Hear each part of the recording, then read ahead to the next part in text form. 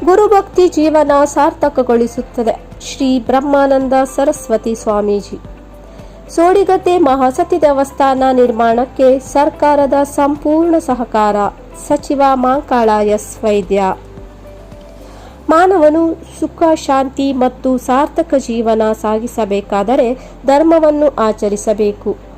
ಭಕ್ತಿ, ಶ್ರದ್ಧೆ ಹಾಗೂ ಗುರುಭಕ್ತಿಯ ಮೂಲಕವೇ ಜೀವನಕ್ಕೆ ನಿಜವಾದ ಅರ್ಥ ಸಿಗುತ್ತದೆ ಎಂದು ಶ್ರೀ ಬ್ರಹ್ಮಾನಂದ ಸರಸ್ವತಿ ಸ್ವಾಮೀಜಿ ಆಶೀರ್ವಚನ ನೀಡಿದರು. ಗುರುವಾರ ಸೋಡಿಗದ್ದೆ ಶ್ರೀ ಮಹಾಸತಿ ದೇವಸ್ಥಾನ ಅಭಿವೃದ್ಧಿ ಸಮಿತಿ ಹಾಗೂ ಜೀರ್ಣೋದ್ಧಾರ ಸಮಿತಿಯ ಜಂಟಿ ಆಶ್ರಯದಲ್ಲಿ ನಡೆದ ನೂತನ ಶಿಲಾಮಯ ದೇವಸ್ಥಾನದ ಶಿಲಾನ್ಯಾಸ ಕಾರ್ಯಕ್ರಮದಲ್ಲಿ ಅವರು ಭಕ್ತರನ್ನುದ್ದೇಶಿಸಿ ಮಾತನಾಡಿದರು.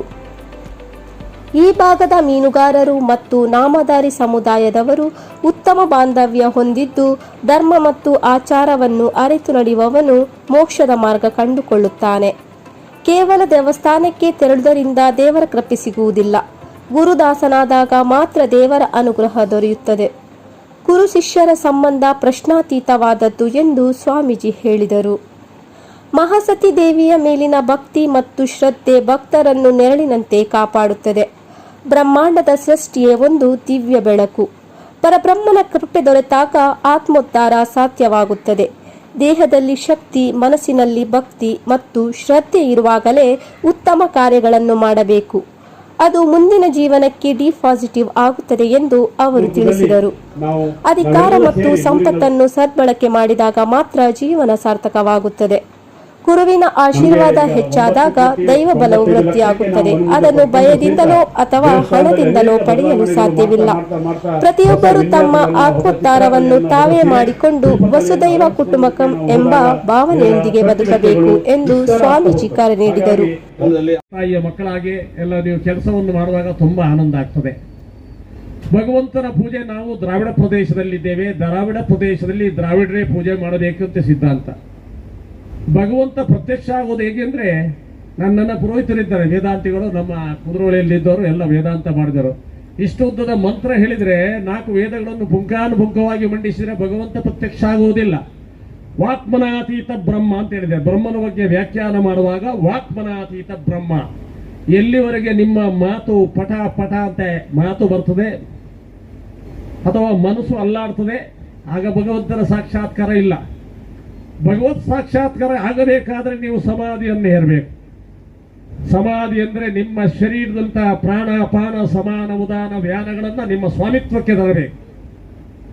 ನಾವು 1 ಗಂಟೆ 2 ಗಂಟೆ 3 ಗಂಟೆ ಹೇಗೆ ಕೂತೇವಂತೆ ನಮ್ಮಲ್ಲಿರುವಂತಹ ಎಲ್ಲ ಪ್ರಾಣಗಳು ಪಂಚಪ್ರಾಣಗಳಂತೆ ಇದೇವೆ. ಪ್ರಾಣ, ಅಪಾನ, ಸಮಾನ, ಉದಾನ, ವ್ಯಾನ. ದೇವದತ್ತ, ಧನಂಜಯ, ಕೃಕರ, ಕೂರ್ಮ, ನಾಗ ಎಂಬ ಉಪಪ್ರಾಣಗಳಿದೆ. ಒಬ್ಬ ಮನುಷ್ಯ ಸತ್ತರೂ ಮತ್ತೆ ಕೂಡ 1 ಗಂಟೆ 2 ಗಂಟೆ ಎಷ್ಟೋ ಸಲ ಕಟ್ಟಿಗೆ ಮೇಲೆ ಬೆಂಕಿ ಮೇಲೆ ಇಟ್ಟವನೆದ್ದು ಒಂದೊಂದುಂಟು. ದೇವದತ್ತ ಎಂಬ ಪ್ರಾಣ. ಮನುಷ್ಯ ಸತ್ತ ಮೇಲೆ ಕೂಡ ಸೂಕ್ಷ್ಮವಾಗಿ 24 ಗಂಟೆ ಹೃದಯ ಇರ್ತದೆ. ಹಾಗೆ ಶರೀರ ಎಲ್ಲವೂ ಕೂಡ ತಂಡಾದರೂ ಮತ್ತೆ 24 ಗಂಟೆಯಲ್ಲಿ ಪುನಃ ಎದ್ದು ಬರಬಹುದು ಒಂದು ವ್ಯಕ್ತಿ. ಇದೆಲ್ಲ ಯಾಕೆ ಇರ್ತದೆ? ಈ ಪ್ರಾಣಕ್ಕೆ ಅಷ್ಟು ಆದ್ಯತೆ ಇದೆ. ಪ್ರಾಣವನ್ನು ಯಾರು ಚೆನ್ನಾಗಿ ಬಲ್ಲವನಿದ್ದಾನೆ ಅವನು ಮೋಕ್ಷಗಾಮಿ ಆಗ್ತಾನೆ. ಎಲ್ಲ ಮೋಹದ ಕ್ಷಯವನ್ನು ಮಾಡುತ್ತಾ ಜಗತ್ತಿನಲ್ಲಿರುವಂತಹ ಎಲ್ಲ ಬೇಕುಗಳು, ಬೇಡಗಳು ನಮ್ಮ ಕಣ್ಣು ಮುಂದೆ ಬರ್ತದೆ. ನಾವೊಂದು ಶೆಡ್ಯೂಲ್ ಮಾಡಿದ್ರೆ ಇನ್ನೊಂದು ಶೆಡ್ಯೂಲು ತಯಾರಾಗ್ತದೆ.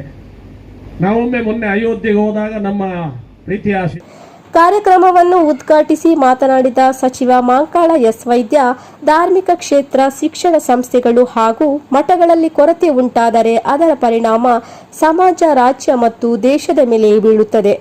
ಹಲವು ವರ್ಷಗಳ ಕನಸಾಗಿದ್ದ ಸೋಡಿಗದ್ದೆ ಮಹಾಸತಿ ದೇವಸ್ಥಾನದ ನಿರ್ಮಾಣ ಕಾರ್ಯ ಆರಂಭವಾಗಿರುವುದು ಸಂತಸದ ಸಂಗತಿ. ಸ್ಥಳೀಯರ ಮಹಾಸತಿ ಅಮ್ಮನ ಮೇಲಿನ ಭಕ್ತಿ ಮತ್ತು ಶ್ರದ್ಧೆ ಮನಸ್ಸಿಗೆ ತಟ್ಟಿದೆ ಎಂದರು. ದೇವಸ್ಥಾನ ನಿರ್ಮಾಣ ಮತ್ತು ಅಭಿವೃದ್ಧಿ ಕಾರ್ಯಗಳಿಗೆ ಸರ್ಕಾರ ಹಾಗೂ ಅಧಿಕಾರಿಗಳ ಸಂಪೂರ್ಣ ಸಹಕಾರ ದೊರೆಯಲಿದೆ ಎಂದು ಸಚಿವರು ಭರವಸೆ ನೀಡಿದರು. ಹಣದ ಕೊರತೆ ಏನು ಆಗ್ಲಿಕ್ಕಿಲ್ಲ ಅನ್ನುವಂತ ಮಾತು ಯಾವಾಗಲೂ ಕೇಳಿಸ್ತಾ ಇತ್ತು. ಕಟ್ಟಲಿಕ್ಕೆ ಸ್ವಲ್ಪ ವಿಳಂಬ ಆಯಿತು. ಅದು ಸರ್ಕಾರದ ಅನುಮತಿ ತಗೊಳ್ಳಿಕ್ಕೆ. ಮತ್ತೆ ಈ ದೊಡ್ಡವರು ಹೇಳ್ತಾರೆ ಯಾವ ಸಂದರ್ಭ ಏನಾಗಬೇಕು ಅದು ಆಗ್ತದೆ ಅನ್ನೋದು. ಇದೊಂದು ಉದಾಹರಣೆ ಅಂದರೆ ಹೇಳಲಿಕ್ಕೆ ಇಷ್ಟಪಡ್ತೀನಿ.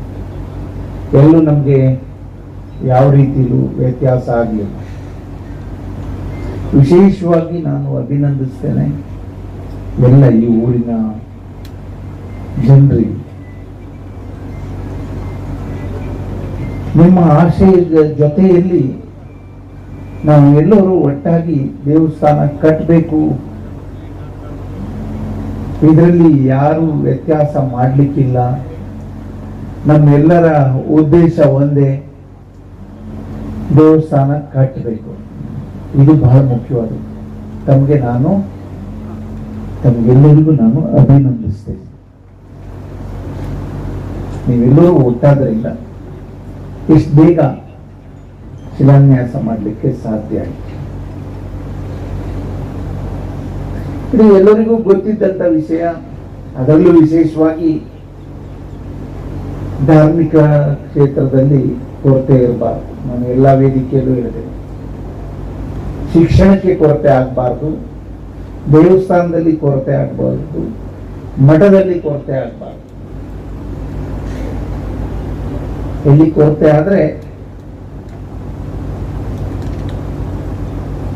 ಅಥವಾ ಇಲ್ಲಿ ಕಟ್ಟಡ ಕಟ್ಟಲಿಕ್ಕೆ ಸಾಧ್ಯ ಆಗ್ತಿದ್ರೆ ಅಥವಾ ಶಿಕ್ಷಣಕ್ಕೆ ಪೂರಕವಾದಂತ ವ್ಯವಸ್ಥೆ ಮಾಡಿಕೊಡ್ಲಿಕ್ಕೆ ಸಾಧ್ಯ ಆಗ್ತಿದ್ರೆ, ಇದು ಸಮಾಜಕ್ಕೆ ಕೊರತೆ ಆದ ಹಾಗೆ, ಊರಿಗೆ ಕೊರತೆ ಆದ ಹಾಗೆ, ರಾಜ್ಯಕ್ಕೆ ಕೊರತೆ ಆದ ಹಾಗೆ, ದೇಶಕ್ಕೆ ಕೊರತೆ ಆದ ಹಾಗೆ. ಇಲ್ಲಿ ಯಾವುದು ಕಮ್ಮಿ ಇರಬಾರದು. ಇಲ್ಲಿ ನಾನು ಅಡಿಗಲ್ಲಿ ಇರುವಾಗ ನೋಡಿದೆ, ಕಲ್ಲನ್ನ ಎತ್ಕೊಂಡು ಬರುವಾಗ ನಿಮ್ ಭಕ್ತಿ ಶ್ರದ್ಧೆ ಬಹಳ ಸಂತೋಷದಿಂದ ಹಿರಿಯರು ಎಲ್ಲರೂ ಸೇರ್ಕೊಂಡು ಕಣ್ಣಲ್ಲಿ ನೀರು ಬರ್ತಾ ಇತ್ತು. ನಮ್ಮ ಮನೆ ಕಟ್ತಾ ಇದ್ದೇವೆ, ಆ ಭಾವನೆ ನಮ್ಮ ದೇವಸ್ಥಾನ, ಇದು ಬಹಳ ಸಂತೋಷ ಆಗುತ್ತೆ. ಅದೇ ಭಕ್ತಿ. ಭಕ್ತಿ ಎಲ್ಲಿ ಇರ್ತದೆ ಅಲ್ಲಿ ಕಣ್ಣಲ್ಲಿ ನೀರು ಬರ್ತದೆ. ಶ್ರದ್ಧೆಯಲ್ಲಿ ಇರ್ತದೆ ಅಲ್ಲಿ ಕಣ್ಣಲ್ಲಿ ನೀರು ಬರ್ತದೆ. ಅಲ್ಲಿ ಯಾವ ಕೊರತೆನೂ ಇರೋದಿಲ್ಲ, ಯಾವ ತೊಂದರೆನೂ ಬರೋದಿಲ್ಲ. ಅದಕ್ಕೆ ನಿಮ್ಮೆಲ್ಲರ ಏನು ಶ್ರದ್ಧೆ ಭಕ್ತಿ, ಇಷ್ಟೊಂದು ದೊಡ್ಡ ದೇವಸ್ಥಾನ ಕಟ್ಟಲಿಕ್ಕೆ ಇದು ಕಾರಣ ಅನ್ನುವಂಥದ್ದನ್ನ ಹೇಳಲಿಕ್ಕೆ ಇಷ್ಟಪಡ್ತೇನೆ. ನಾವು ಒಂದು 9 ಕೋಟಿ ಎಸ್ಟಿಮೇಟ್ ಮಾಡಿದ್ದೀವಿ. ಬರ್ತಾ ಬರ್ತಾ ನಿಮ್ಮ ಆಸೆ ಇದಂತೆ, ನಿಮ್ಮ ಹಿರಿಯರ ಆಸೆ ಇದಂತೆ ಅದು ಹೆಚ್ಚಾಗ್ತಾ ಹೋಗ್ತಾ ಇದೆ. ಆದ್ರೂ ದುಡ್ಡಿನ ಕೊರತೆ ಆಗ್ಲಿಕ್ಕಿಲ್ಲ. ಸರ್ಕಾರದಿಂದ ಒಂದು 5 ಕೋಟಿ 13 ಲಕ್ಷ ರೂಪಾಯಿ ಈಗಾಗಲೇ ಬಿಡುಗಡೆ ಆಗಿದೆ. ಅಂದ್ರೆ ನಿಮ್ಮ ದುಡ್ಡು ಇಲ್ಲಿದೆ, ಹಣ ಇಲ್ಲೇ ಇತ್ತು, ಅದನ್ನ ಕಟ್ಲಿಕ್ಕೆ ಕೊಡಬೇಕು ಅನ್ನಲಿ ಕೇಳಿದಾಗ ಅದನ್ನ ಉಪಯೋಗಿಸ್ಕೊಡಿ, ಮತ್ತೆ ಬೇಕಾದರೂ ಕೊಡುವ ಅನ್ನುವಂತ ಅಭಿಪ್ರಾಯವನ್ನ ವ್ಯಕ್ತಪಡಿಸಿದರು. ಹಾಗಾಗಿ ಸರ್ಕಾರದಿಂದನೂ ಎಲ್ಲ ರೀತಿಯ ಸಹಾಯ ಸರ್ಕಾರ ದೇವಸ್ಥಾನ ಕಟ್ಟಬೇಕು ಅನ್ನಲಿ ತೀರ್ಮಾನ ಮಾಡದಂಥದ್ದು. ಅದಕ್ಕೆ ಪೂರಕವಾಗಿ ಸರ್ಕಾರ ನಿಲ್ತದೆ.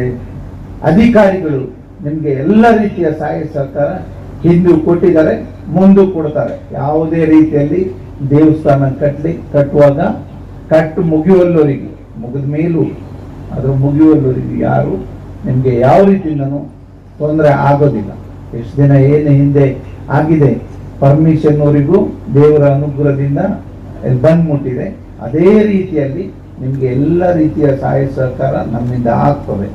ನಮ್ಮ ಆಸೆ 2 ವರ್ಷದೊಳಗೆ ಮುಗಿಸ್ಬೇಕು ಅನ್ನುವಂಥದ್ದು. ಬಹಳ ವಿಳಂಬ ಮಾಡೋದು ಬೇಡ ಅಂದ್ರೆ ಅದಕ್ಕೆ ಪೂರಕವಾಗಿ ಹಣದ ವ್ಯವಸ್ಥೆ ನೀವು ಒಂದ್ ಕಡೆ ಮಾಡ್ತಾ ಇದ್ರಿ, ನಾವು ಒಂದ್ ಕಡೆ ಸರ್ಕಾರದಿಂದ ನಮ್ಮ ವೈಯಕ್ತಿಕ ಇರ್ತದೆ, ಮತ್ತೆ ಎಲ್ಲ ದಾನಿಗಳು. ಅದರಲ್ಲೂ ಆ ದಿವಸ ಫಸ್ಟ್ ಡೇನೆ 1 ಕೋಟಿ ರೂಪಾಯಿ ಕೊಟ್ಬಿಟ್ರು. ನಮ್ಮ ಸಮುದಾಯದಿಂದ 1 ಕೋಟಿ, ನಮ್ಮ ಸಮುದಾಯದಿಂದ 1 ಕೋಟಿ, ಈ ರೀತಿಯಲ್ಲಿ ಆ ಭಾವನೆಯಿಂದ ನಮ್ಮ ದೇವಸ್ಥಾನ ಕಟ್ಟಬೇಕು ಅಂದ್ರೆ ಆ ಭಾವನೆಯಿಂದ ಇಲ್ಲಿ ಲಕ್ಷ ಬರಲಿಲ್ಲ, ಕೋಟಿ ಬಂತು. ನಾನು ಹಾಗೆ ಹೇಳಿದೆ, ನಾನು 2 ಸಮುದಾಯದ ಈ ಭಾಗದ ಜನರ ಹತ್ರ ಹೇಳಿದೆ, ನಾನು ನೋಡಿ ದೇವಸ್ಥಾನ ಕಟ್ಟಬೇಕು, ದುಡ್ಡು ಇದೆ, ದುಡ್ಡು ಕೊಡ್ಲಿಕ್ಕೂ ಬಂದ್ರು. ಇಂಥ ಒಂದು ವ್ಯವಸ್ಥಿತವಾದಂತ ಅಥವಾ ಇಷ್ಟು ಭಕ್ತಿ ಶ್ರದ್ಧೆಯಿಂದ ಇರುವಂತ ಜನರು ಅಥವಾ ದೇವರಿಗೆ ಅಂದರೆ ಹಣವನ್ನ ಸಂಗ್ರಹಿಸಿ ಇಟ್ಟಂತ ಊರು ಏನಾದರೂ ಇದ್ರೆ ಅದು ಸೋಡಿಗದ್ದೆ ಅಥವಾ ಇಲ್ಲಿ ಬೆಳಕಿ ಅಂತಾರೆ, ಇಲ್ಲಿ ಎಲ್ಲೋಡಿಕವರ್ ಅಂತಾರೆ. ಈ ಗ್ರಾಮದ ಜನರು ಅಷ್ಟು ಭಕ್ತಿ ಶ್ರದ್ಧೆಯಿಂದ ಮೊದಲಿಂದನೂ ಹಿರಿಯೋರು ಏನ್ ಮಾಡ್ಕೊಂಡ್ ಬಂದಿದ್ದಾರೆ ಅದನ್ನ ಮತ್ತೆ ಮತ್ತೆ ಕೂಡಿಟ್ಟು ಇಲ್ಲಿ ಇಂಥ ಒಂದು ಅದ್ಭುತವಾದಂತ ಕೆಲಸಕ್ಕೆ ಕೈ ಹಾಕಿದ್ರಿ. ನಿಮ್ಗೆಲ್ಲರಿಗೂ ಮತ್ತೆ ಮತ್ತೆ ಅಭಿನಂದಿಸ್ತೇನೆ. ಮತ್ತೆ ನಾನು ಹೆಚ್ಚು ಮಾತಾಡ್ಲಿಕ್ಕೆ ಹೋಗುದಿಲ್ಲ, ನಂದು ಕೆಲಸ ಬಹಳ ಇದೆ. ಜಿಲ್ಲಾಧಿಕಾರಿ ಕೆ ಲಕ್ಷ್ಮೀಪ್ರಿಯಾ ಮಾತನಾಡಿ, ದೇವಸ್ಥಾನದ ಅಭಿವೃದ್ಧಿಗೆ ಅಗತ್ಯವಿರುವ ಪ್ರಕ್ರಿಯೆಗಳು ಮತ್ತು ಹಂತ ಹಂತದ ಕಾಮಗಾರಿಗಳನ್ನು ಜವಾಬ್ದಾರಿಯಿಂದ ಕೈಗೊಳ್ಳಲಾಗುವುದು. ಸಾರ್ವಜನಿಕರ ಹಣ ಸದ್ಬಳಕೆಯಾಗುವಂತೆ ಗುಣಮಟ್ಟದ ಕಾಮಗಾರಿಗೆ ಆದ್ಯತೆ ನೀಡಲಾಗುವುದು ಎಂದು ಹೇಳಿದರು. ಇಷ್ಟು ಬೇಗ ಸರ್ಕಾರ ವತಿಯಿಂದ ಸಿಕ್ಕಿದೆ. ಇನಿಷಿಯಲಿ ಅಪ್ರೂವಲ್ ಆದ ತಕ್ಷಣ ನಮ್ಮ ಕಡೆಯಿಂದ ಪೇಪರ್ ವರ್ಕ್ ಶುರುವಾಯಿತು. ಪೇಪರ್ ವರ್ಕ್ ಅಲ್ಲಿ ನಾವು PWD ಅವರಿಗೆ ಹೇಳಿಬಿಟ್ಟು ಒಂದು ಎಸ್ಟಿಮೇಟ್ ಅನ್ನು ಡೀಟೇಲ್ ಆಗಿ ಮಾಡಿದ್ವಿ. ಅಂದಾಜು ಒಂದು 10 ಕೋಟಿ ಅಮೌಂಟ್ ಅಲ್ಲಿ ಇಲ್ಲಿ ಏನೆಲ್ಲ ಆಗಬೇಕು ಅಂತ ಒಂದು ಬೇಸಿಕ್ ಎಸ್ಟಿಮೇಟ್ ಅನ್ನು ನಾವು ಮಾಡಿ ಸರ್ಕಾರಕ್ಕೆ ಸಬ್ಮಿಟ್ ಮಾಡಿದೀವಿ. ಅದು ಅಪ್ರೂವಲ್ ಆಗಿ ಬಂತು. ಅದು ಆದ ಮೇಲೆ ಆಡಳಿತಾತ್ಮಕ ಅನುಮೋದನೆ, ಅಂದ್ರೆ ಈ ಎಸ್ಟಿಮೇಟ್ ಅನ್ನು ಮಾಡೋದಕ್ಕೆ ನಿಮ್ಮಲ್ಲಿ ಅಮೌಂಟ್ ಇದೆಯಾ ಅಂತ ಕೇಳ್ತಾರೆ. ಸೊ ಅದನ್ನು ಕೂಡ ನಮ್ಮಲ್ಲಿ ಎಷ್ಟು ಅಮೌಂಟ್ ಇದೆ ಅಂತ ಹೇಳಿ ಇಲ್ಲಿ ತಹಶೀಲ್ದಾರ್ ಅವರು ಅಡ್ಮಿನಿಸ್ಟ್ರೇಟರ್ ಇದ್ದಾರೆ, ಅವ್ರ ಕಡೆಯಿಂದ ತಗೊಂಡು ಇಷ್ಟು ನಮ್ಮಲ್ಲಿ ಆಲ್ರೆಡಿ ಇದೆ, ಮತ್ತೆ ಮುಂದೆ ದಾನಿಗಳು ಬಂದು ಕೊಡೋದಕ್ಕೂ ಕೂಡ ರೆಡಿ ಇದ್ದಾರೆ, ಇದಕ್ಕೆ ನೀವು ಅಪ್ರೂವಲ್ ಕೊಡಿ ಅಂತ ಹೇಳಿ ರೆಕಮೆಂಡ್ ಮಾಡಿ ನಮ್ಮ ಕಡೆಯಿಂದ ಕಳಿಸಿದೀವಿ. ತಕ್ಷಣ ಮುಜರಾಯಿ ಇಲಾಖೆಯಿಂದ ಕೂಡ ಅಡ್ಮಿನಿಸ್ಟ್ರೇಟಿವ್ ಅಪ್ರೂವಲ್ ಸಿಕ್ಕಿದೆ. ನೆಕ್ಸ್ಟ್ ಪ್ರಾಸೆಸ್ ಅಲ್ಲಿ ಟೆಕ್ನಿಕಲ್ ಸ್ಯಾಂಕ್ಷನ್ PWD ಇಲಾಖೆ ಅವರ ಕಡೆಯಿಂದ ನಾವು ಮಾಡಿರುವ ಎಸ್ಟಿಮೇಟ್ ಟೆಕ್ನಿಕಲಿ ಪಾಸಿಬಲ್ ಸುರಕ್ಷಿತವಾಗಿ ಬರುತ್ತದೆ ಅಂತ ಹೇಳಿ ಟೆಕ್ನಿಕಲ್ ಅಪ್ರೂವಲ್ ಪ್ರಾಸೆಸ್ ಅನ್ನು ಕೂಡ ನಾವು ಮಾಡ್ತಾ ಇದ್ದೀವಿ. ನಮ್ಮ ಕಡೆಯಿಂದ ದೇವಸ್ಥಾನ ಕನ್ಸ್ಟ್ರಕ್ಷನ್ ಅಲ್ಲಿ ಯಾವುದೇ ತೊಂದರೆ ಆಗದೆ ಇರೋ ತರ ಎಲ್ಲ ಪ್ರೊಸೀಜರ್ ಕೂಡ ಹಂತ ಹಂತವಾಗಿ ಕರೆಕ್ಟ್ ಆಗಿ ಮಾಡಿ ಬರ್ತಾ ಇದ್ದೀವಿ. ಇದು ಕಂಪ್ಲೀಷನ್ ಆಗುವ ತನಕ ಜವಾಬ್ದಾರಿಯನ್ನು DC ಅವರಿಗೆ ಕೊಟ್ಟಿದ್ದಾರೆ. ಸೊ ಇದು ಅಷ್ಟು ಕೂಡ ಮುಗಿಸುವ ತನಕ ನಮ್ಮ ಕಡೆಯಿಂದ ರೆಸ್ಪಾನ್ಸಿಬಿಲಿಟಿ ತಗೊಂಡು ಖಂಡಿತ ನಾವು ಮಾಡ್ತೀವಿ.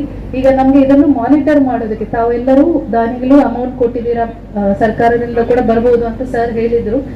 ಇಷ್ಟು ಅಮೌಂಟ್ ನಾವು ಒಂದು ದೇವಸ್ಥಾನದಲ್ಲಿ ಕಟ್ಟುವಾಗ ಅದಷ್ಟು ಕೂಡ ಸದ್ಬಳಕೆ ಆಗ್ಬೇಕು ಅಂತ ಹೇಳಿ ಎನ್ಶೋರ್ ಮಾಡೋದು ನಮ್ಮ ಜವಾಬ್ದಾರಿ. ನಮ್ಮಲ್ಲಿ ಇದಕ್ಕೆ PWD ನಲ್ಲಿ ಕ್ವಾಲಿಟಿ ವಿಂಗ್ ಅಂತ ಇರುತ್ತದೆ, ಅವರು ಮಾನಿಟರ್ ಮಾಡ್ತಾರೆ. ನಮ್ಮ ಹಂತದಲ್ಲೂ ಕೂಡ ಒಂದು ಕಮಿಟಿ ಮಾಡ್ತೀವಿ. ಇಲ್ಲಿ AC ಮುಜರಾಯಿ ಅವರು ಇದ್ದಾರೆ, ಹೊಸದಾಗಿ ಬತ್ಕಲಲ್ಲಿ AC ಅವರು ಬಂದಿದ್ದಾರೆ, ತಹಶೀಲ್ದಾರ್ಗೆನೆ ಅಡ್ಮಿನಿಸ್ಟ್ರೇಟರ್ ಚಾರ್ಜ್ ಇದೆ. ಸೊ ಯಾರಿಗೂ ಕೂಡ ಗೊಂದಲ ಇರೋದು ಬೇಡ. ಇದು ತುಂಬಾ ಚೆನ್ನಾಗಿ ಬರುವ ತರ ನಾವು ನಮ್ಮ ಕಡೆಯಿಂದ ಎಲ್ಲಾ ಪ್ರಯತ್ನವನ್ನು ಕೂಡ ಮಾಡ್ತೀವಿ. ಇದೇ ತರ ತಾವು ಎಲ್ಲರೂ ಕೂಡ 2 ಗ್ರಾಮ ಪಂಚಾಯಿತಿ ಮಾಜಿ ಸಚಿವ ಶಿವಾನಂದ ನಾಯ್ಕ, ಮಾಜಿ ಶಾಸಕ JD ನಾಯ್ಕ, ಅಭಿವೃದ್ಧಿ ಸಮಿತಿ ಅಧ್ಯಕ್ಷ ದೇವದಾಸ್ ಮೊಗರೆ ಮಾತನಾಡಿದರು. ಅಪರ ಜಿಲ್ಲಾಧಿಕಾರಿ ಸಾಜಿದ್ ಮುಲ್ಲಾ, ಭಟ್ಕಳ ಉಪವಿಭಾಗಾಧಿಕಾರಿ ಮಹೇಶ್ ಜೆ, ತಹಶೀಲ್ದಾರ್ ನಾಗೇಂದ್ರ ಕೋಲಿಶೆಟ್ಟಿ, ಧಾರ್ಮಿಕ ದತ್ತಿ ಇಲಾಖೆಯ ಸಹಾಯಕ ಆಯುಕ್ತೆ ಸುಧಾ ತಳವಾರ, ಅಭಿವೃದ್ಧಿ ಸಮಿತಿ ಕಾರ್ಯದರ್ಶಿ ನಾಗರಾಜ್ ನಾಯ್ಕ, ಜೀರ್ಣೋದ್ಧಾರ ಸಮಿತಿ ಉಪಾಧ್ಯಕ್ಷ ಅಚ್ಯುತ್ ಎಂ ನಾಯ್ಕ ಸೇರಿದಂತೆ ಹಲವರು ಉಪಸ್ಥಿತರಿದ್ದರು. ಜೀರ್ಣೋದ್ಧಾರ ಸಮಿತಿ ಸದಸ್ಯ ಮಾಸ್ತಿ ಜೆ ನಾಯ್ಕ ಸ್ವಾಗತಿಸಿದರು. ದೇವಾನಂದ ಮೊಗೇರ ಹಾಗೂ ಭಾಸ್ಕರ ನಾಯ್ಕ ಕಾರ್ಯಕ್ರಮ ನಿರೂಪಿಸಿದರು. ಜ್ಯೋತಿ ದೇವಯ್ಯ ನಾಯ್ಕ ಪ್ರಾರ್ಥಿಸಿದರು. ಜೀರ್ಣೋದ್ಧಾರ ಸಮಿತಿ ಅಧ್ಯಕ್ಷ ನಾಗರಾಜ್ ಎಚ್ ವಂದಿಸಿದರು. ಕರಾವಳಿ ಸಮಾಚಾರ ನ್ಯೂಸ್ ಬ್ಯೂರೋ.